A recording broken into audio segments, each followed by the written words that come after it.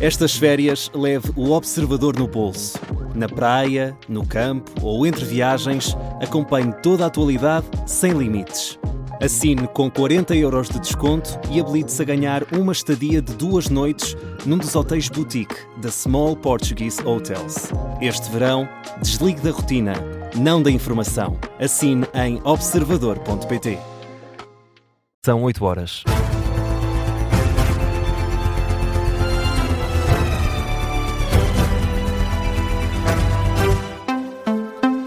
Jornal das 8, com a edição do jornalista Carlos Pedro. Abrimos com a atualidade internacional. Donald Trump afirma que os Estados Unidos têm 1000 mísseis prontos e apontados para destruir e dizimar o Irão.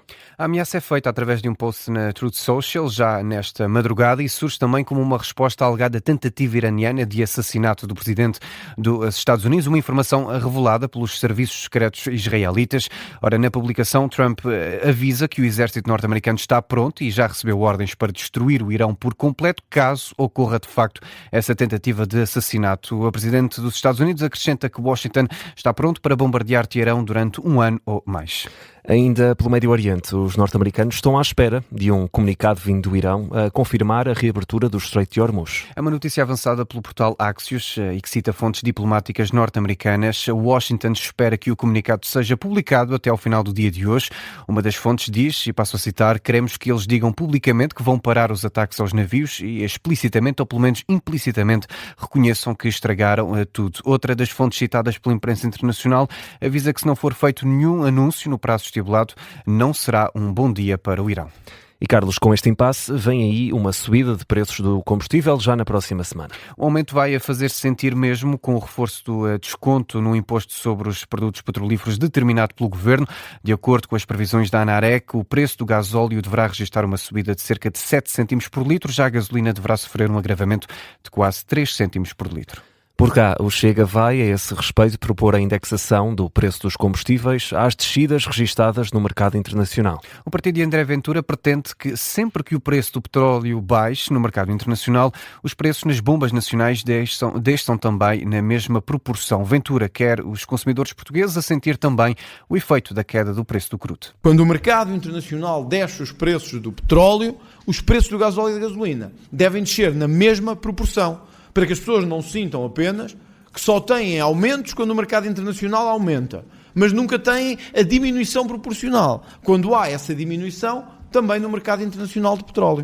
Declarações que aconteceram ontem na sede do partido em Lisboa. André Ventura criticou também a ida do primeiro-ministro ao festival Nós Alive, isto com incêndios ativos e a crise em Almada. A uma semana do debate sobre o Estado da Nação no Parlamento, o presidente do Chega antecipa-se nas considerações. E o Estado da Nação não é bom.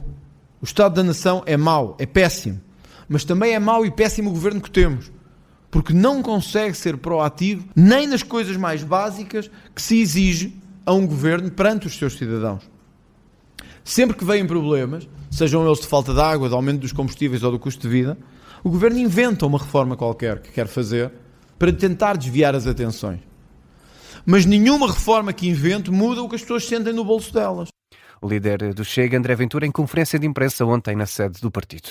Seguimos com a crise no abastecimento de água em Almada. Terminou há 1 hora a suspensão do serviço nas localidades de Laranjeiro, Feijó, Valflores, Barrocas, Cova da Piedade e Chegadinho. Uma medida imposta pela autarquia de Inês de Medeiros devido à situação de alerta declarada na passada quarta-feira. Estas falhas têm provocado fortes protestos no concelho. Um grupo de moradores de Monte da Caparica realizou uma manifestação para exigir a reposição do normal abastecimento de água. A concentração aconteceu junto à estação de comboios do Pragal. O protesto foi mobilizado através das redes sociais para expressar indignação dos munícipes face às falhas no serviço. A Agência Luz, uma das participantes, explica que a ideia de convocar este novo protesto surgiu após o cordão humano realizado na Costa da Caparica na quinta-feira, anteontem. Cerca de 1.500 pessoas aí exigiram soluções e pediram a admissão da Presidente de Câmara de Almada, Inês de Medeiros. Destaque agora para a polémica em torno dos exames nacionais. Falta 1 semana para os resultados serem divulgados e o número de constrangimentos continua a aumentar. Carlos, o PS exige que o Ministro da Educação esclareça se há exames nacionais incompletos que já foram alvo de classificação. É um pedido que surge na sequência da denúncia do movimento Missão Escola Pública, que avisa que está a ser pedido a professores classificadores que recebam respostas incompletas dos exames para as avaliarem tal como estão, isto caso as folhas em falta não cheguem até o final do processo de correção. Perante esta denúncia, o deputado Eurico Brilhante Dias apela ao Ministro Fernando Alexandre que esclareça o caso. A afirmação, como foi apresentada por esse movimento, é particularmente grave, porque significa que toda a confiança que temos no processo de correção dos exames está neste momento a ser colocada em causa. Aquilo que nós esperamos é que o Sr. Ministro da Educação, ainda mesmo antes de ir ao Parlamento, eu diria nas próximas horas, possa de forma categórica desmentir aquilo que está a ser dito ou corrigir, se necessário for, esse procedimento. O líder do grupo parlamentar do PS, Eurico Brilhante Dias, diz ainda que o Ministro da Educação deve, nas próximas horas, garantir às famílias e aos alunos que os testes estão a ser corrigidos de forma integral. E antes de olharmos para os incêndios em Espanha, arranca hoje, em Sintra, o 17º Congresso do Livro. A reunião magna do partido será marcada pelo início de uma nova fase no Livro, a começar pela saída de Rui Tavares do cargo de porta-voz. O início dos trabalhos está marcado para as 10 da manhã no Hockey Club de Sintra, em Lisboa, onde cerca de 500 congressistas vão eleger os órgãos nacionais para os próximos 2 anos. São candidatas à direção 3 listas. A lista A, encabeçada por Isabel Mendes Lopes, tem como número 2 Jorge Pinto, que os dois propõem a ocupar o cargo de porta-voz em dupla, tal como acontecia antes com Rui Tavares, que surge em terceiro lugar na lista e propõe-se a ficar na direção com o pelouro da estratégia, comunicação e formação. Há ainda mais 2 listas que convergem nas acusações de uma excessiva centralização nas figuras dos porta-vozes e do grupo parlamentar. Em Espanha, o incêndio de Los Galardos, em Almeria, continua fora do controle dos bombeiros, é o que relata o jornal El País. A imprensa espanhola diz que os ventos de 50 km por hora estão a dificultar os trabalhos às autoridades. 12 pessoas morreram, 8 ficaram feridas e há 23 desaparecidos, de acordo com os dados confirmados pelo presidente do Governo Regional da Andaluzia, Juan Manuel Moreno, que já decretou 3 dias de luto na região. O incêndio começou na quinta-feira e já afetou 5.000 hectares, forçando a saída do local afetado de 1.400 pessoas. As investigações iniciais apontam para um cabo elétrico caído como a origem do fogo. E depois dos 2 sismos, a Venezuela conta com Portugal e as empresas nacionais para ajudar na reconstrução do país. A ideia foi transmitida pelo secretário de Estado das Comunidades, Emílio Sousa, em visita à capital venezuelana de Caracas.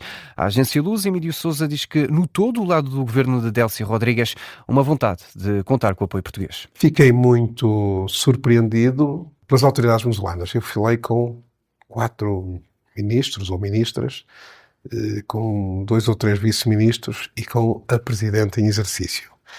A Presidente substituta, Delcy Rodrigues. Foi recebido por todos com muita simpatia e notei uma verdadeira vontade de que Portugal e as empresas portuguesas participem no esforço de reconstrução e de desenvolvimento económico futuro.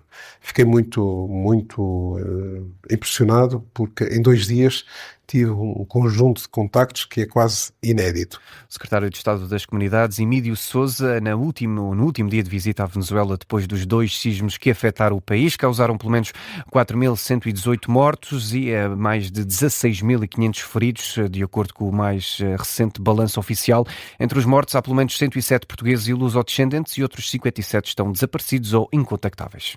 Fechamos ainda com o Mundial de Futebol, que está quase a chegar ao fim, termina já na próxima semana e para já, Carlos, está definida a primeira meia-final desta prova. A Espanha venceu ontem a Bélgica por 2-1 e vai agora medir forças com a França. Os espanhóis começaram a vencer com um golo marcado à meia hora de jogo por Fabián Ruiz. Os belgas empataram aos 41 minutos por Charles de Catalaire. O golo da vitória da Espanha surgiu nos minutos finais por autoria de Miquel Merino. Aos 88 minutos, o número 6 espanhol voltou a ser herói depois de ter marcado também o golo que eliminou Portugal deste Campeonato do Mundo. A Espanha está nas meias finais, vai jogar contra a França no dia 14 de julho, Dia Nacional de França, que celebra o início da Revolução Francesa com a tomada da Bastilha. Este fim de semana jogam-se outros 2 encontros dos quartos de final nas próximas horas.